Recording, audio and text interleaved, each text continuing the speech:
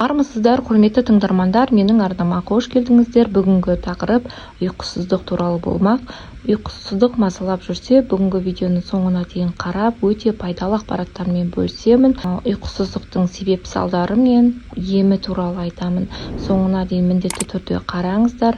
Мені қолдап, тіркеліп, подписаться кнопкасын басып, лайк батырмасын басып кетулеріңізді сұраймын. Сіздерге пайдалы ақпараттармен бөлісіп отырамын. Мені қолдап кетсеңіздер, келесі видеолардың шығуына себепкер боласыздар. Адамның ұйқысыздыққа шалдығуы түрлі себептерден болуы мүмкін. Ұйқысыздық адамның психологиялық және неврологиялық жүйесіне нұқсан келтіреді. Адамның сағаттар бойы көз іле алмауы ұзақ уақытқа созылатын депрессияға әкеліп соғуы мүмкін. Біздің денсаулығымыздың 70% дұрыс болуы ұйқыға байланысты, себебі ұйқы кезінде бізде негізгі гормондар бөлінеді. Метаболизмге, иммундық жүйе, жүйке жүйесіне тікелей әсер ететіндей, ұйқы дұрыс болмаса, адамның денсаулығы дұрыс емес. Ұйқының созылмалы түрі, егер адам 3 айдан артық дұрыс ұйықтамаса, ол созылмалы ұйқыға әкеліп соқтыруы мүмкін. Егер де науқас төсекте жатқанда 30-40 минутта қалғу фазасында баяу ұйқыға ауыспайтын болса, оның өзі ұйқы фазасының бұзылысы бар екендігін білдіреді. Ұйқысыздықтан арылу үшін себептеріне көңіл бөлуіміз керек. Негізгі салдарымен күресіп кетпей, себебін біліп, анықтап емделген дұрыс. Егер сізде қандай да бір созылмалы аурулар болатын болса, ол да міндетті түрде ұйқысыздыққа әкелуі мүмкін. Мысалы, ауырсыну сезімдері, аяқ-қолдардың тартылуы сияқты әр түрлі аурулардың әсерінен пайда болатын ұйқысыздықтың салдары. Көбінде арқа ауруы, бас ауруы, аяқ-қолдың ұюы, мұздауы, ұйқысыздық мазалап жатады, яғни ұйықтай алмайды. Ұйқы, тамақтану, таза су секілді адам өмірі үшін маңызды үдерістердің бірі. Ұйықтау арқылы ағзаға иммундық жүйені реттейді, вирустар мен бактерияларды жеңу мүмкіндігі артады. Одан бөлек жүрек секілді өзге де маңызды зор ағзалардың жұмысын реттейді. Ұйқысыздықпен кез келген адам өмірде бір рет болсын кездеседі.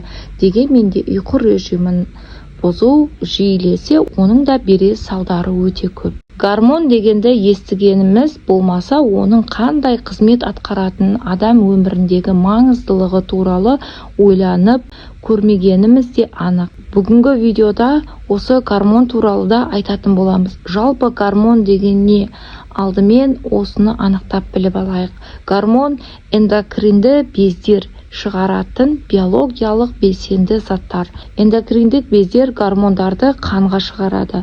Қанмен бірге гормон бүкіл денеде жүреді.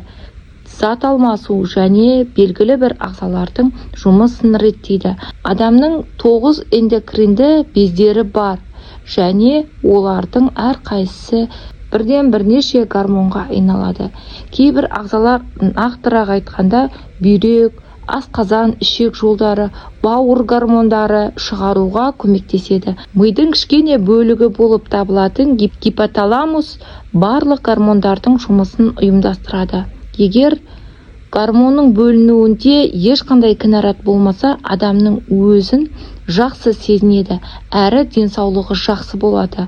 Ал егер гормон бұзылып, дұрыс бөлінбесе, денсаулығыңыз сыр береді. Таңғы 6:00-ден бастап кортизол оянады. Ал егер ұйқыдан тұра салып 500 мл су ішіп таңғы жаттығуларға кіріссеңіз, онда стресс гормонын шайып жібересіз. Таңғы уақытта 7:00-де мелатонин гормоны бөлінуін тоқтатады. Өз орнын жыныс гормондарына босатады. Егер ағзада гормондар асып кетсе, немесе төмендеп кетсе, мынандай белгілер пайда болады. Әлсіздік, естен тану, немесе себепсіз салмақтарды жоғалту, безеу, бөртпе шығу, инсулиннің жетіспеуінен қант диабеті пайда болады. Шаш түсе бастайды. Әйелдердің денесіне түк пайда болады. Ұйқы бұзылып, гормондар бұзыла бастаған кезде Ең алдымен адамда стресс пайда болады. Күйзеліс гормоны ол кортизол. Кортизол бүйрек үсті безінің гормоны. Оның қызметі қан қысымын реттеу арқылы ағзаны сыртқы күйзелістен қорғау. Кортизол ақуыздар, көмірсулар және липидтер алмасуына қатысады. Бүйрек үсті безі гормонын адамдардың көпшілігінің жағымсыз факторлары ретінде қабылдайды. Мұның бәрі күйзеліс гормоны деп аталуына байланысты. Өйткені ол ағза үшін күйзеліс тудыратын жағдайларға реакция ретінде белсенді түрде өндіріледі. Осы бір күйзелістің арқасында көптеген ауруларға душар боламыз. Асқазан ішекте жаралардың пайда болуы, остеохондроз, аяқ сіңірлерінің тартылуы, тізе буындардың ауруы, бүйрек үсті безінің ауруы, бүйрек ауруы, бауыр, басқа да көптеген ағзалардың барлығы осы гормондарға байланысты. Ең алдымен стресстен, күйзелістен арылуымыз керек. Күйзелісті емдейтін, гормондарды реттейтін, осы көптеген ағзамызға, ұйықтауымызға жақсы әсер ететін қандай дәрумендерді ішсек болады, осыған тоқталайық. Жалпы адам ағзасы өмірлік маңызды зор көптеген элементтерден тұрады. Егер осы элементтердің біреуі ағзада жетіспейтін болса, өзінің кері әсерін білдіре бастайды. Осындай ағза үшін аса маңызды дәрумендердің бірі В тобының дәрумендері. В1 дәрумені тиамин жүйке жүйесі мен ми жұмысына, жүрек бұлшықетінің жұмысына айтарлықтай әсер етеді. Түнгі ұйқыны бұзудың тағы да бір себептерінің бірі түнгі уақытта асқазан ішек жолдарында газдардың көптеп түзілуі, яғни көптеп кекіру немесе іштің кебуі мазаны алып, көптеген ауруларға душар етуі мүмкін. Олар гастрит, асқазан ішек жолдарындағы көптеген ауруларға шалдықтырып, ішек инфекцияларының салдарынан осы адамдар түнгі ұйқысы бұзылып жатады. Осы кезде ішекке өте жақсы көмектесетін, жүйкені тыныштандыратын, стрессті болдырмайтын өте жақсы дәрумен бар. Осы аурулардың қозуына алып келеді.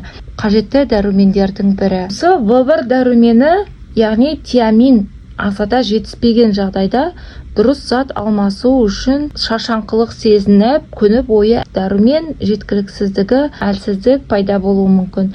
Ас қорыту процесі бұзылады, яғни ағзада ас қорытуыңыз баяулай бастайды.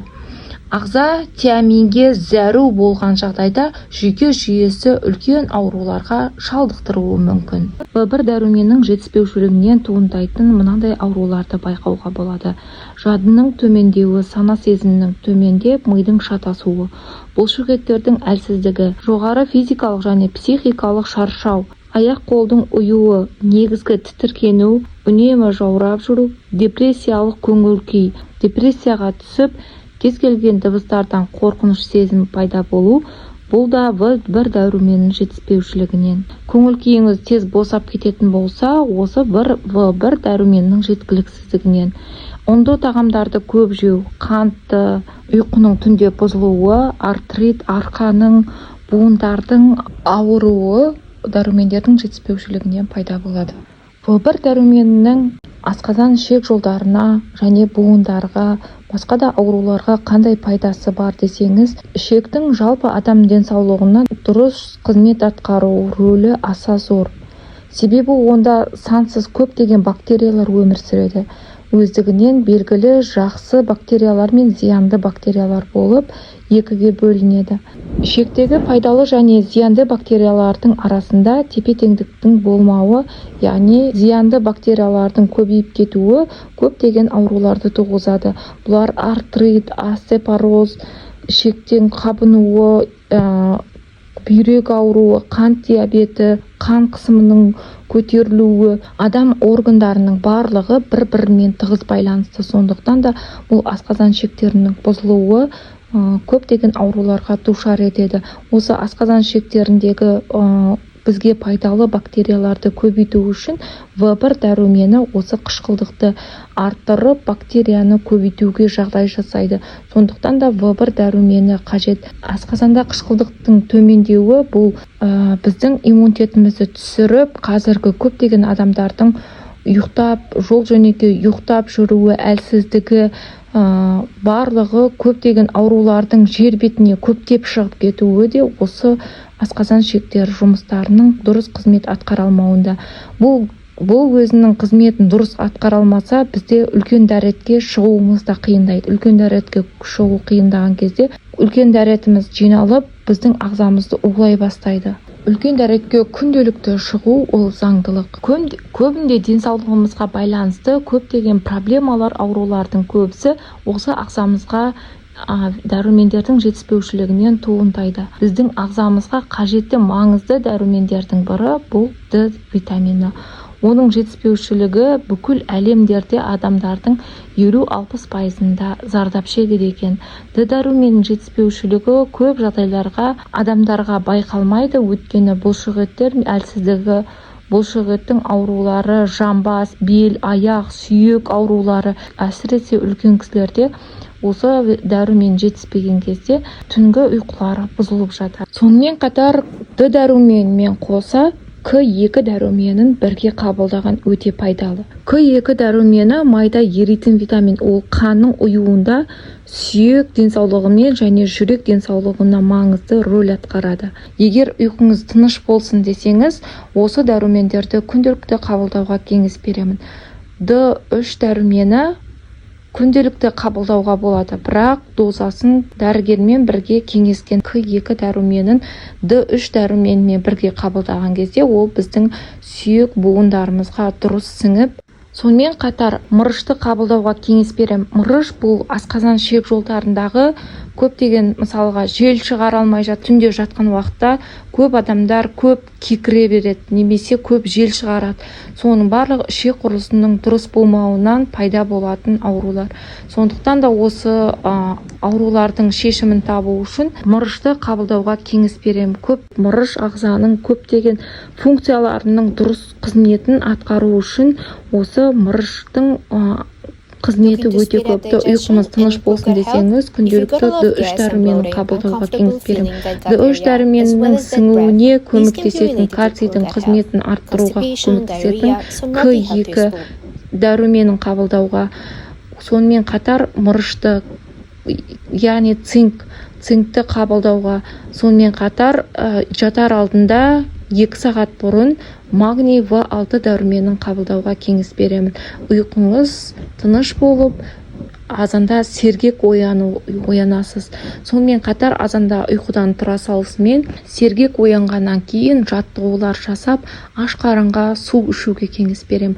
Бұл су ішіп, аш қарынға жаттығу жасау стресс гормонын жойып тастайды. Сондықтан да осы әдісті қолдануға кеңес берем. Менің арнама тіркеліп, подписаться кнопкасын басып, қолдауларыңыз бен комментарийларыңыз өте қажет. Маған тіркеліп, сіздер үшін шығып жатқан видеолар үшін қолдау білдірулеріңізді сұраймын.